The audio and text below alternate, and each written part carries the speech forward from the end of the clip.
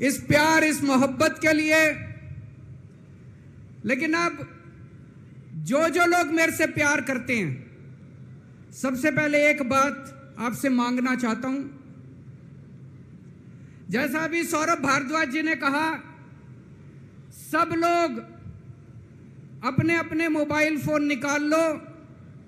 अभी हम देख रहे हैं यहां पे कम से कम 40-50 वीडियो कैमरा, टीवी वालों के कैमरा मौजूद हैं। अब इस मैदान में 1 लाख कैमरे चालू हो जाएंगे, 1 लाख कैमरे। सब लोग अपना अपना फोन निकालो, फोन पे वीडियो रिकॉर्डिंग चालू करो, अपनी अपनी फेसबुक चालू करो और फेसबुक लाइव कर दो। इस रामलीला मैदान से अब एक साथ 1 लाख टीवी कैमरे लाइव चालू होंगे, 1 लाख टीवी कैमरे लाइव चालू होंगे। मैं सबसे पहले कपिल सिब्बल साहब का बहुत बहुत शुक्रिया अदा करता हूं, हमारे इनविटेशन पे आज वो आए।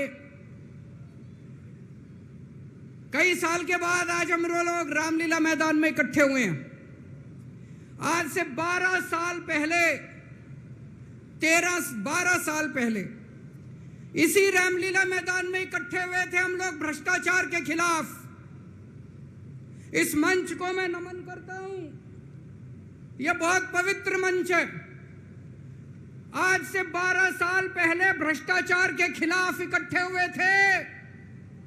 आज इसी मंच से एक अहंकारी तानाशाह को इस देश से हटाने के लिए फिर से इकट्ठे हुए हैं दोस्तों। तानाशाही को खत्म करने के लिए फिर से इकट्ठे हुए हैं। और जैसे उस वक्त भ्रष्टाचार के खिलाफ आंदोलन हमारा सफल हुआ था, आज इसी मंच से जो आंदोलन शुरू हो रहा है, हमारे देश के अंदर जो तानाशाही लाई जा रही है उसे खत्म करने का जो आंदोलन शुरू हो रहा है, जनतंत्र को खत्म करने का जो आंदोलन शुरू हो रहा है, संविधान को बचाने का जो आंदोलन आज शुरू हो रहा है, बहुत जल्दी इस आंदोलन को भी सफलता मिलेगी। सुप्रीम कोर्ट ने दिल्ली के लोगों के हक में फैसला दिया। 8 साल तक दिल्ली के लोगों ने लड़ाई लड़ी सुप्रीम कोर्ट के अंदर। सुप्रीम कोर्ट में हमारे वकील अभिषेक मनु सिंघवी साहब ने दिल्ली के लोगों की तरफ से लड़ाई लड़ी। सबसे पहले मैं आज इस मंच से सिंघवी साहब का भी दिल्ली के लोगों की तरफ से शुक्रिया अदा करता हूं, जिन्होंने दिल्ली के लोगों को उनका हक दिलाया। दोस्तों, 11 मई,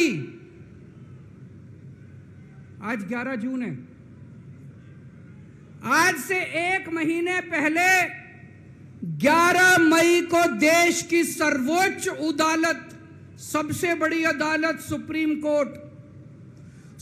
कोर्ट की भी कॉन्स्टिट्यूशन बेंच, उसने आदेश पारित किया दिल्ली के लोगों के हक में। और उसके 8 दिन के बाद, 1 हफ्ते के बाद 19 मई को देश के प्रधानमंत्री ने सुप्रीम कोर्ट के आदेश को खारिज कर दिया। दोस्तों, देश की सबसे बड़ी अदालत के फैसले को प्रधानमंत्री ने खारिज कर दिया। प्रधानमंत्री कहते हैं मैं सुप्रीम कोर्ट को नहीं मानता। देश के प्रधानमंत्री कहते हैं मैं सुप्रीम कोर्ट को नहीं मानता। 75 साल के भारत के इतिहास में पहली बार एक प्रधानमंत्री आया है जो कहता है मैं सुप्रीम कोर्ट को नहीं मानता। पूरे देश के लोग स्तब्ध हैं। पूरे देश के लोगों को यकीन नहीं हो रहा, इतना अहंकारी प्रधानमंत्री को इतना अहंकार।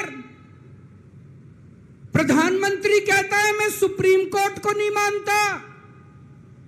देश के गली गली में चर्चा हो रही है, घर घर में चर्चा हो रही है, ये मोदी जी को क्या हो गया, इतना अहंकार हो गया इनको, इतना अहंकार हो गया इनको। दोस्तों, देश के अंदर अब जनतंत्र खत्म हो रहा है। इसी को तानाशाही कहते हैं। जब देश का प्रधानमंत्री कहता है मैं सुप्रीम कोर्ट को नहीं मानता, इसी को तानाशाही कहते हैं, इसी को हिटलर शाही कहते हैं, जनतंत्र खत्म होना कहते हैं। मैं बताना चाहता हूं आखिर इस सुप्रीम कोर्ट के आदेश में ऐसा क्या है। सुप्रीम कोर्ट ने ऐसा क्या कह दिया कि प्रधानमंत्री जी कह रहे हैं कि मैं सुप्रीम कोर्ट के आदेश को नहीं मानता। सुप्रीम कोर्ट ने अपने आदेश में बोला कि भारत एक जनतंत्र है, भारत में जनता सुप्रीम है, जनता अपनी सरकार चुनती है, उस सरकार को जनता के काम करने का पूरा अधिकार होना चाहिए। दिल्ली में भी लोग सरकार चुनते हैं, दिल्ली की सरकार को भी, जिस भी सरकार को दिल्ली के लोग चुनते हैं, चाहे इस पार्टी की सरकार हो चाहे उस पार्टी की सरकार हो, सुप्रीम कोर्ट ने कहा कि जो भी सरकार दिल्ली के लोग चुनते हैं, जनता सुप्रीम है, दिल्ली की जनता सुप्रीम है, उस सरकार को काम करने का अधिकार होना चाहिए। मैं आपसे पूछना चाहता हूं, क्या सुप्रीम कोर्ट ने गलत बोला? क्या प्रधानमंत्री को सुप्रीम कोर्ट का आदेश मानना चाहिए? मोदी जी कहते हैं मैं सुप्रीम कोर्ट का आदेश नहीं मानता। मोदी जी ने अध्यादेश पारित कर दिया और सुप्रीम कोर्ट के आदेश को खारिज कर दिया। मोदी जी का अध्यादेश क्या कहता है? प्रधानमंत्री जी ने ये जो अध्यादेश पारित किया, ये क्या कहता है? मोदी जी का अध्यादेश कहता है कि अब दिल्ली के अंदर जनतंत्र नहीं होगा, अब दिल्ली के अंदर तानाशाही चलेगी, अब दिल्ली के अंदर जनता सुप्रीम नहीं है, अब दिल्ली के अंदर एलजी सुप्रीम होगा। अब दिल्ली के अंदर चाहे जनता जिसको मर्जी वोट दे, चाहे जनता जिसकी मर्जी सरकार बनाए, प्रधानमंत्री जी कहते हैं सरकार तो मैं ही चलाऊंगा, मेरी तानाशाही चलेगी। अब जनता सुप्रीम नहीं है, जनता की नहीं चलेगी, जनता की सरकार की नहीं चलेगी। प्रधानमंत्री जी कहते हैं एलजी के जरिए मैं सरकार चलाऊंगा। 26 जनवरी 1950 को हमारे देश का संविधान लागू हुआ। बाबा साहब अंबेडकर ने संविधान बनाया। बाबा साहब अंबेडकर ने अपने संविधान में लिखा कि इस देश के अंदर जनतंत्र होगा, जनता सुप्रीम होगी। आज प्रधानमंत्री जी ने भारत के संविधान के परखच्चे उड़ा दिए। प्रधानमंत्री जी ने भारत का संविधान बदल दिया। प्रधानमंत्री जी कहते हैं अब जनता सुप्रीम नहीं होगी, अब एलजी सुप्रीम होगा। जनता सुप्रीम नहीं होगी, अब प्रधानमंत्री सुप्रीम होगा। प्रधानमंत्री जी कहते हैं अब दिल्ली की जनता की वोट की कोई कीमत नहीं होगी। यह तो सरासर अपमान है दिल्ली के लोगों का। प्रधानमंत्री जी कहते हैं दिल्ली की जनता जिसको मर्जी वोट दे, उस वोट की कोई कीमत नहीं है। दोस्तों, ये बीजेपी वाले रोज मेरा अपमान करते हैं, मेरे को गालियां देते हैं, गंदी गंदी गालियां देते हैं। मेरे को अपने मान और अपमान की कोई चिंता नहीं है, मैं कोई परवाह नहीं करता। मैं इनको वापस गाली नहीं देता, मेरे को गाली गलौज नहीं करनी आती, मेरे संस्कार नहीं सिखाते। मैं 24 घंटे अपने काम में व्यस्त रहता हूं, मेरे को काम से मतलब है। आप लोगों ने मेरे को इतना मौका दिया, इतनी जिम्मेदारी है, 24 घंटे काम करता हूं। ये लोग मेरे को जितनी मर्जी गाली दे लें, लेकिन इस बार इन लोगों ने आपका अपमान किया है, आपकी वोट की कीमत, आपका वोट का अपमान किया है। यह मैं बर्दाश्त नहीं कर सकता, आपके अपमान को मैं बर्दाश्त नहीं कर सकता। इसको किसी हालत में नहीं होने देंगे। दिल्ली के लोगों के वोट का जो इन्होंने अपमान किया है, मोदी जी ने तमाचा मारा है दिल्ली के लोगों को, इसको बर्दाश्त नहीं कर सकते। इसको ठीक करा के रहेंगे, इस अध्यादेश को खारिज करा के रहेंगे, सुप्रीम कोर्ट के आदेश को पालन करा के रहेंगे। करेंगे कि नहीं करेंगे?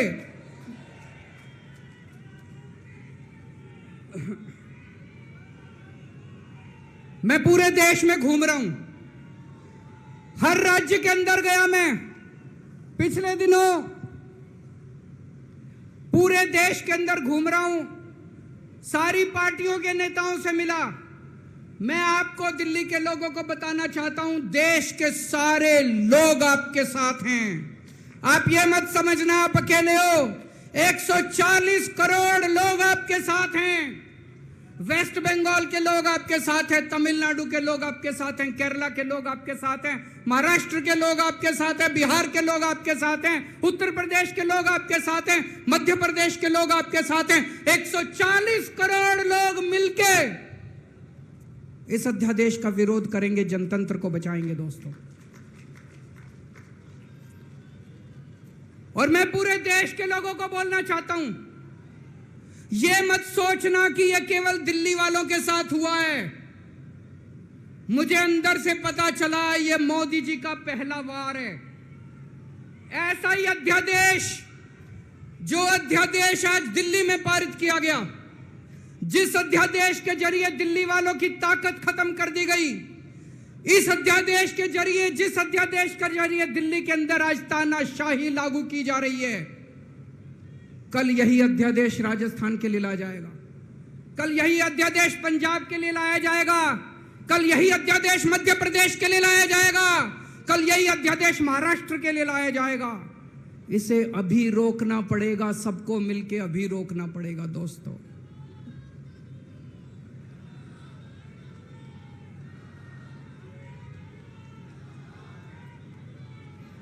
मोदी जी दिल्ली वालों के पीछे क्यों पड़े हैं? दिल्ली वालों के पीछे क्यों पड़े हैं मोदी जी?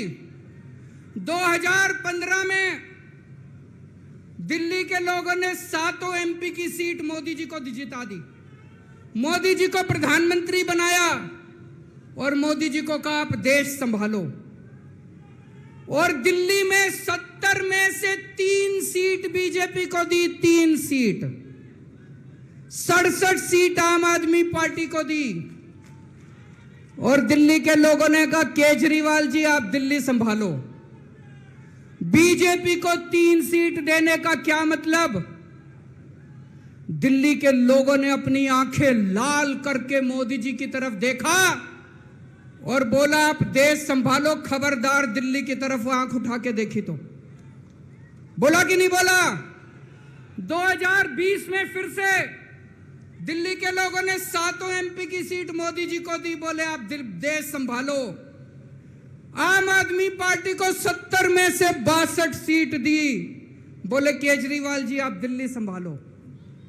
फिर से दिल्ली के लोगों ने आंखें लाल करके मोदी जी को कहा आप देश संभालो, दिल्ली की तरफ आंख उठा के मत देखना। लेकिन प्रधानमंत्री जी से देश तो संभल नहीं रहा, देश का तो बेड़ा गर्क कर दिया। रोज उठते हैं और दिल्ली वालों के काम रोक देते हैं, रोज उठते हैं और दिल्ली वालों के काम। मैं स्कूल बनवाता हूं, मोदी जी कहते हैं मैं तेरे स्कूल नहीं बनने दूंगा। मैं अस्पताल बनवाता हूं, मोदी जी कहते हैं तेरे अस्पताल नहीं बनने दूंगा। मैं मोहल्ला क्लिनिक बनाता हूं, मेरे मोहल्ला क्लिनिक तोड़वा दिए मोदी जी ने। पिछले साल प्रधानमंत्री जी ने दिल्ली के अस्पतालों में दवाइयां बंद करा दी। मैं सीसीटीवी कैमरे लगवाता हूं, प्रधानमंत्री जी एलजी को कह के सीसीटीवी कैमरे नहीं लगने देते। पिछले साल मोहल्ला क्लिनिक के अंदर इन्होंने गरीबों के टेस्ट बंद करवा दिए दोस्तों। मैंने दिल्ली के लोगों के लिए योगा क्लासेस शुरू की, प्रधानमंत्री जी ने योगा क्लासेस बंद करवा दी। प्रधानमंत्री जी से मैं कहना चाहता हूं आप देश संभालो ना, आपसे देश तो संभल नहीं रहा। देश का बेड़ा गर्क कर दिया आपने। चारों तरफ इतनी महंगाई हो रही है, पेट्रोल 100 रुपए लीटर पहुंच गया, डीजल 90 रुपए लीटर पहुंच गया, दूध महंगा हो गया, सब्जियां महंगी हो गई, एलपीजी का सिलेंडर 1000 रुपए के ऊपर हो गया। इनको समझ ही नहीं आ रहा महंगाई कैसे, इनको चौथी पास राजा को समझ ही नहीं आ रहा कि देश कैसे संभालना। एक दिन कहते हैं 2000 का नोट आएगा, 5 साल बाद कहते हैं 2000 का नोट जाएगा। अरे इनको समझ ही नहीं है। आप लोगों ने कोई समझदार प्रधानमंत्री बनाया होता, कम से कम ये तो बता देगा 2000 का नोट आएगा कि जाएगा। चारों तरफ बेरोजगारी फैली हुई है, इनको समझ ही नहीं आ रहा बेरोजगारी कैसे दूर करें। चारों तरफ भ्रष्टाचार फैला हुआ है, इनको समझ ही नहीं आ रहा भ्रष्टाचार दूर कैसे करें। जीएसटी की वजह से व्यापारियों का बेड़ा गर्क हुआ पड़ा है, इनको समझ ही नहीं आ रहा जीएसटी को कैसे ठीक करें। पूरे देश का रेलवे में मेरी आप लोगों से गुजारिश है, एक टेस्ट करके देखना। कोई second class AC, third AC, second class की टिकट खरीद लेना, सेकंड क्लास स्लीपर की। एक बारी रेल में जाके देखो इन्होंने रेलवे का क्या हाल कर दिया। पूरी रेलवे का बेड़ा गर्क कर दिया। अच्छा खासा चलता हुआ रेलवे इन्होंने बेड़ा गर्क कर दिया इन लोगों ने। 2002 में प्रधानमंत्री जी गुजरात के मुख्यमंत्री बने। 12 साल गुजरात के मुख्यमंत्री रहे। पिछले 9 साल से देश के प्रधानमंत्री हैं। 21 साल हो गए मोदी जी को राज करते करते, 21 साल। 2015 में मैं दिल्ली का मुख्यमंत्री बना। मेरे को 8 साल हो गए दिल्ली पे राज करते करते। आज मैं चैलेंज करता हूं और देश की जनता को अपील करता हूं, मोदी जी के 21 साल, मेरे 8 साल, दोनों के देख लो किसने ज्यादा काम किया। केजरीवाल ने ज्यादा काम करा। केजरीवाल ने 8 साल में ज्यादा काम करा कि मोदी जी ने 21 साल में ज्यादा काम करा। अरे इनसे काम तो होता नहीं है। देश के अंदर जो अच्छा काम करता है उसको रोकने की कोशिश करते हैं। ये आज दिल्ली के सारे अच्छे काम रोकना चाहते हैं। मोदी जी के पास तो फुल पावर थी 21 साल, मेरे को तो इन्होंने काम भी नहीं करने दिए, हर काम में टांग अड़ाया। फिर भी मेरे 8 साल उठा के देख लो, कितने स्कूल बनवा दिए, कितने अस्पताल बनवा दिए, लोगों का इलाज मुफ्त कर दिया, लोगों के बच्चों को पढ़ाई दे रहे हैं अच्छी, बिजली मुफ्त कर दी। मैंने बिजली मुफ्त करी। मोदी जी कह रहे हैं फ्री की रेवड़ी बांट रहा है। अरे गरीबों के हाथ में अगर 4 रेवड़ी रख दी तो कौन सा बुरा हो गया। मोदी जी आपने तो रेवड़ी नहीं, पूरा का पूरा रेवड़ा उठा के अपने दोस्त को दे दिया। पूरा का पूरा देश उठा के अपने दोस्त को दे दिया। पूरा की पूरी केंद्र सरकार उठा के अपने दोस्त को फ्री में दे दी।